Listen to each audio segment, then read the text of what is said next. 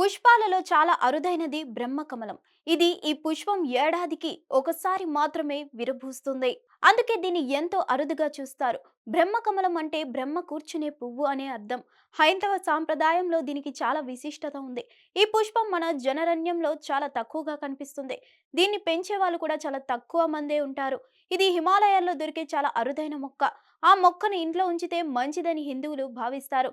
ఉత్తరాఖండ్ వంటి శీతల ప్రాంతాల్లో మాత్రమే ఎక్కువగా కనిపిస్తాయి ఈ పువ్వులు. మామూలుగా బ్రహ్మకమలం ఒక పువ్వు పూసిందంటేనే జనం ఎంతో ఆసక్తిగా చూస్తారు. అలాంటిది ఒక బ్రహ్మకమలం మొక్కకి ఏకంగా వందల సంఖ్యలో పుష్పాలు పూయడం నిజంగా ఒక అద్భుతమనే చెప్పాలి. ఈ అద్భుత దృశ్యం శ్రీకాకుళం జిల్లాలో ఆవిష్కృతమైంది. జిల్లాలోని మహాలక్ష్మి నగరంలో బ్రహ్మకమలం మొక్క విరబూసింది.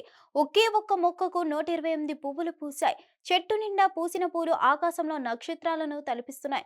ఒకేసారి అన్ని బ్రహ్మకమలాలు వికసించడంతో అక్కడ సందడి నెలకొంది.